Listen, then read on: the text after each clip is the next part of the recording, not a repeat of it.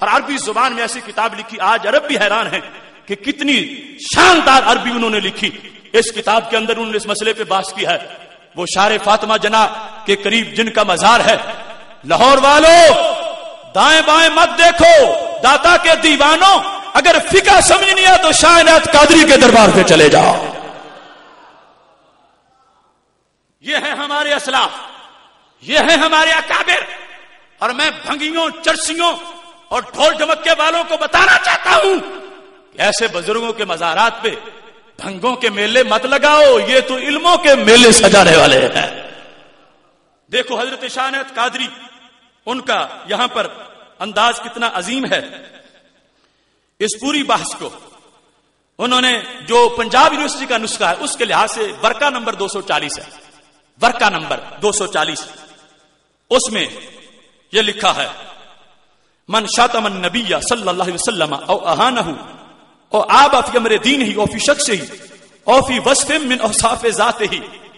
میں پھر دکھا دیتا ہوں, اعراب تو درکنار, لفظ بھی پورا نہیں لکھے ہوئے. اور یہ ہے کہ راز کی باتیں تھی, راز والوں کے لیے لکھ دی. کیا لکھا؟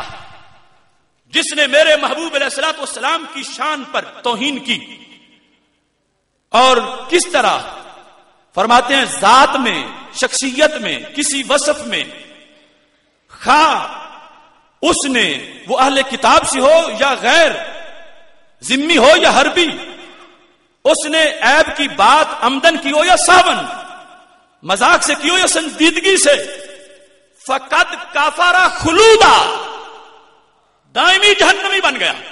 بحیث ان توبہ لا تقبل توبۃ ابدا, اگر اس نے توبہ کی تو کبھی بھی توبہ اس کی قبول. ہمیں دہشت گردی کرنے کے دعوت تانے دینے والے اور خود صوفی بننے والے کہیں گے یہ نیا تصوف ہے, پرانا تصوف تو شاہ عنایت قادری والا ہے. شاہ عنایت قادری کا تصوف یہ ہے غیرت والا تصوف, اور دوسرا تصوف جو ہے وہ امریکہ کے زیر سایہ تصوف. تو قادری پہچاننا تو شاہ عنایت قادری کو دیکھ لو یا ممتاز قادری کو دیکھ لو.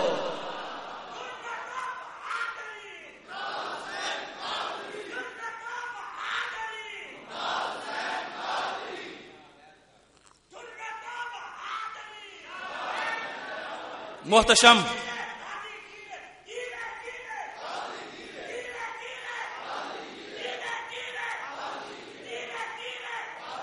یہاں پر انہوں نے کیا لکھا؟ وَحُكْمُهُ فِي الشَّرِيعَةِ عِنْدَ مُتَأَخِّرِ الْمُجْتَهِدِينَ إِجْمَاعًا وَعِنْدَ أَكْثَرِ الْمُتَقَدِّمِينَ الْقَتْلُ قَطْعًا. ایسا اگر کرے گا تو سارے متأخرین مجتہد بالاتفاق, کیا وہ سارے امام صاحب کو سمجھ نہیں سکے تھے؟ سب کا اکثر متقدمین اکثر بولا اور ادھر اجماع بولا اور امام صاحب کو اجماع میں شامل کیا. جس طرح کے نسیم الریاض میں جو کہا کہ صحیح مذہب امام صاحب کا وہی ہے جو ائمہ ثلاثہ کا مذہب ہے. اس سلسلہ میں فقہ حنفی ان سے جدا نہیں ہے. اور یہاں پر واضح طور پر انہوں نے لکھا اور اس کے ساتھ انہوں نے کہا کہ قتل ہے, ایسے گستاخ کو قتل کر دیا جائے گا. وَإِنْ فَاتَ فِي قَتْلِ وَانْعِدَامِهِ المصالح الدنیویہ او دینویہ, رکھا دنیا مسالے ختم ہو, دنیا کی مصلحتیں یا دین کی جو بھی ہو جائے, جس نے ایسا کیا اس کو زندہ نہیں چھوڑا جائے گا. اب یہ تو دہشت گردی سے ابھری ہوئی فکر نہیں ہے, یہ تو روحانیت والی فکر ہے, یہ تصوف والی فکر ہے, اور یہ فقاہت ہے. اور اس سلسلہ میں انہوں نے اس کو تفصیل سے ذکر کیا اور تفصیل کے ساتھ ان تمام امور کی مکمل بحث کی, اور واضح فرمایا کہ یہاں پر جو کچھ بیان ہو رہا ہے, یہ جو ان کا ورق ہے نا, ورق نمبر 239, اس پر کیا لکھا ہے, اس پر انہوں نے واضح طور پر یہ لکھا, میں اس کو بیان کرنا چاہتا ہوں. ھذا مذہب ابی بکر صدیق والامام الاعظم, یہ حضرت ابو بکر صدیق رضی اللہ تعالیٰ عنہ کا مذہب ہے اور یہ امام اعظم کا مذہب ہے. یہ صدیوں پرانی کتابیں ہم تو لکھ کے نہیں رکھے لائبریریوں میں, پتا میں بتاتا ہوں, چیک وہ جا کے کر لیں, لیکن ہے مخطوطہ, لفظ بھی پورے نہیں, اعراب تو دور کی بات ہے. پڑھنا حوصلے سے ہے اور ہمت سے ہے. یہ صورتحال, اس کو پیش نظر رکھ کے میں تمام علماء کے سامنے, نباز قوم کے صاحبزادہ داؤد رضوی صاحب بیٹھے ہیں, ہر طرف نور بھرے چہرے, ادھر سردار رضا صاحب بیٹھے ہیں، میں پوری ذمہ داری کے ساتھ یہ پیش کر رہا ہوں، یہ امام اعظم ابو حنیفہ رحمہ اللہ تعالیٰ کا مذہب ہے، جو کہتے ہیں یہ جاہل مفتی نے پتہ ہی کچھ نہیں، وہ ہمیں نہیں تانے دیتے، وہ ان اولیاء کو تانے دے رہے ہیں، ان فقہا کو تانے دے رہے ہیں۔ کوئی بات نہیں، حوصلہ کرنا چاہیے۔ ڈاکٹر ہو جانا اور پھر پچھلوں کو بھول جانا یہ کوئی عقل کی بات نہیں۔ چھوٹا موٹا ڈاکٹر میں بھی ہوں، مگر نہ ڈنگر ڈاکٹر ہوں نہ ڈالر ڈاکٹر ہوں۔ ڈاکٹر ہو کر بندہ اپنی قوم کو بھول جائے اور دیکھے ہی نہ۔ اب دیکھو یہ کیسی فقہ، کیسا انداز ہے، سب کچھ یہاں پہ موجود ہے اور کہیں دور جانے کی بات نہیں ہے، یہ تفصیلات اس کے اندر اس انداز میں موجود ہیں۔ آپ دیکھیے مجمع الانہر فی شرح ملتقى الابحر، اس کے اندر تفصیل کے ساتھ جہاں اس مسئلے کو لکھا گیا، وہاں پر صفحہ نمبر 677، جلد نمبر 1 صفحہ نمبر 677، اس پر تفصیلات کو ذکر کرتے ہوئے یہ تحریر ہے۔ وَأَمَّا اذا صبہ علیہ الصلوۃ والسلام او واحدا من الانبیاء مسلم ولو سکران وانه یقتل حدا ولا توبۃ له اصلا، کہ جس نے بھی توہین کی حدن قتل کیا جائے گا، حدن، اور اس کے لیے کوئی توبہ نہیں ہے، اس کے لیے توبہ نہیں ہے۔ اب دہشت گردی ہمارے اوپر لگائی جا رہی ہے، یہ سارے فقہا ان کا انداز دیکھو، کتابیں، حوالہ، تحقیق، سنجیدگی کا لفظ بولا جاتا ہے کہ سنجیدگی سے بات کریں، تو ہم سنجیدگی سے بات کریں، اگر کوئی رنجیدگی میں آتا ہے تو آ جائے، ہم سنجیدگی سے حوالے دکھا رہے ہیں، ہم نے نہ گالی دی ہے اور نہ ہی اور کوئی ایسا ہتھیار اپنایا ہے۔ یہ ساری کتابیں ہیں، کتابوں کی مار ہے، اور ان کو دیکھنا چاہیے، پڑھنا چاہیے کہ یہ کیا کہتی ہے فقہ حنفی۔ وہ لمبی باتیں دیگر تو میں چھوڑ رہا ہوں، دوسرے فقہا کے لحاظ سے تو وہ ویسے ہی کہہ رہے ہیں، لیکن فقہ حنفی کا سہارا لے کر معاذ اللہ کہتے اگر امام اعظم ایسا کہتے ہیں تو ان کو تم کچھ نہیں کہتے، مجھے تم بہت کچھ کہتے ہو۔ میں نے کہا کردار کو بھی دیکھنا چاہیے، وہ امام اعظم ہیں، ان کا انداز اور وہ کہتے کیا ہے وہ دیکھنا چاہیے، کس انداز میں انہوں نے اس چیز کو اور اس حقیقت کو اجاگر کیا ہے۔ اسی بات کو یہاں پر فقہا کے انداز میں دیکھنا ہے تو تفصیل کے ساتھ یہ بات یہاں تفصیل میں موجود ہے۔ فتح القدیر شرح ہدایہ، اس کے اندر بھی اس کی تفصیلات موجود ہیں، اور اس میں انہوں نے واضح طور پر اس چیز کو لکھا ہے اور مذہب احناف کا اور گستاخ کی جو سزا ہے اس کو بیان کیا ہے۔ کہتے ہیں کل من ابغض رسول اللہ صلی اللہ علیہ وسلم کان مرتدن فساو بطریق اولا۔ دلیل بڑی وزنی ہے، وہ آباسا والی کہتے ہیں جو بندہ دل میں بغض نبی علیہ السلام رکھے وہ مرتد ہوتا ہے، تو گالی والا مرتد کیوں نہیں ہوگا؟ امام ابن حمام فتح القدیر، اس کے اندر یہ تفصیل کے ساتھ انہوں نے 5ویں جلد ہے اور یہ صفحہ 232 ہے، 332، اس پر اس چیز کو لکھا ثم یقتل حدا عندنا، ہمارے نزدیک اس کو قتل کر دیا جائے گا اور اس کو توبہ کی مہلت نہیں دی جائے گی۔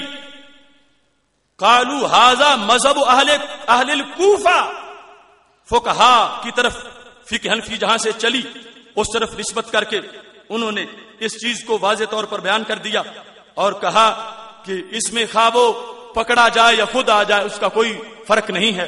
یہ اس انداز میں اس کا شرعی حکم انہوں نے یہاں پہ بیان کیا ہے۔ ایسے ہی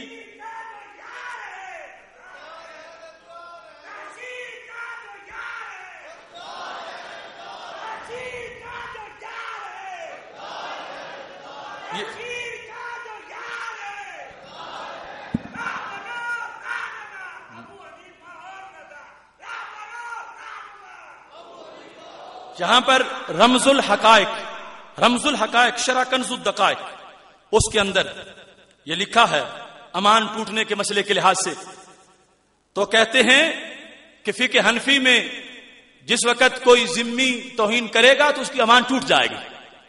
اب وہ اس کا خون محفوظ نہیں ہے. دلیل کیا ہے؟ کہنے لگے امام شافعی نے یہ کہا ینتقض بہ لأنہ ینتقض الایمان فالامان اولا. جب ایمان نہیں رہتا تو امان کیسے رہے گی؟ اور اس کو بیان کرتے ہوئے کہتے ہیں وَاِخْتِيَارِي هَذَا، میرا یہ مذہب ہے کہ توہین پر امان باقی نہیں رہے گی. لأن المسلم اذا سب النبی صلی اللہ علیہ وسلم یکفر حتی لو حکم بالحاکم یقتل به فکیف لو صدر هذا من مجرم عدو الدین. کہتے ہیں کہ جس وقت کسی مسلمان نے گالی دی ہو تو وہ کفر ہو بنتا ہے، مرتد ہو جاتا ہے، واجب القتل ہو جاتا ہے. تو جو دین کا دشمن ایسا کرے تو وہ کیسے بچ سکتا؟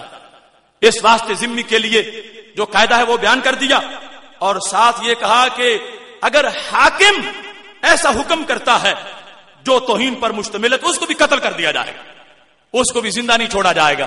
یہ رمز الحقائق کے اندر امام عینی جو ہیں انہوں نے اس کو صراحت سے لکھا ہے. اسی مسئلے کے لحاظ سے یہاں پر یہ میرے ہاتھ میں جلد نمبر 13 ہے، حاشیہ ابن عابدین.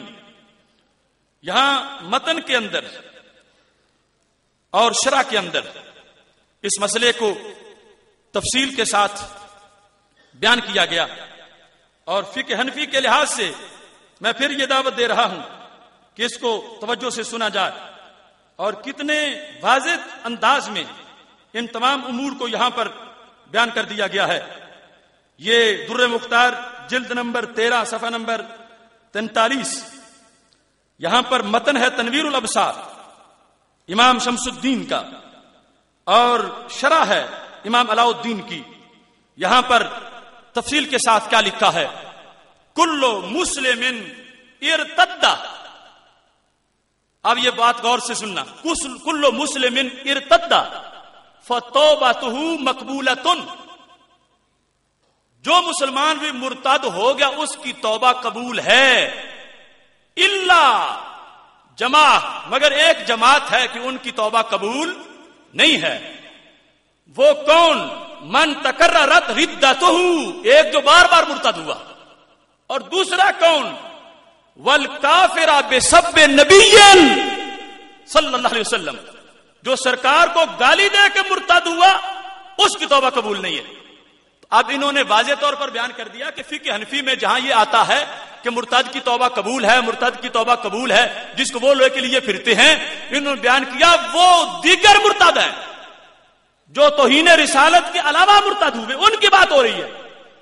اور جو توہین کر کے مرتد ہوا ہے اس کے لیے یہاں پر حکم یہ بیان کیا گیا کہ اس کی توبہ قبول نہیں ہے. اور شرع میں یہ کہا فَإِنَّهُ يُقْتَلُ حَدًّا وَلَا تُقْبَلُ تَوْبَتُهُ، اس کو حدن قتل کر دیا جائے گا اور اس کی توبہ قبول نہیں ہے. دیکھو کتنا واضح طور پر اس مسئلے کو اجاگر کیا گیا ہے. کل مسلم ارتد فتوبتہ مقبولۃ، ہر مسلمان جو مرتد ہوا اس کی توبہ قبول ہے، مگر جو توہین رسالت کر کے مرتد ہوا اس کی توبہ قبول نہیں ہے. یہ متن میں اس چیز کو ذکر کیا گیا، مگر وہ کافر جو سب نبی علیہ السلام کی وجہ سے کافر ہوا. تو اس واسطے وہ دیگر حوالے جو لوگ پیش کرتے رہے ان کو سوچنا چاہیے کہ وہ ارتداد اور طرح کا ہے اور سلمان تاثیر کا ارتداد اور طرح کا ہے. اس ارتداد کے لحاظ سے یہاں پر یہ ہے انہو یقتل حدن، حدن قتل کر دیا جائے گا. ولا تقبل توبتہ، اور اس کی توبہ قبول نہیں کی جائے گی. یہاں پر آپ خاموش رہیں، چونکہ میری تقریر پر آپ کو حاشیے کی کوئی ضرورت نہیں، میں خود اس کی شرح کر لوں گا. خاموش رہیں، صرف سنیں یہ بات کیا ہے. یہاں پر اس چیز کے لحاظ سے بھی میں یہ بات واضح کرنا چاہتا ہوں کہ یہ میں نے ثابت کیا، ایک دو نہیں، میرے پاس انبار حوالہ جات ہے کہ ہم مذہب ابی حنیفہ پر ہیں. امام اعظم ابو حنیفہ کے لحاظ سے میں نے کتنے حوالہ جات پیش کیے. چلو مان لیا کچھ وقت کے لیے کہ متقدمین اور تھے اور متاخرین اور تھے، تو اس پر بھی میں دعوت فکر دیتا ہوں کہ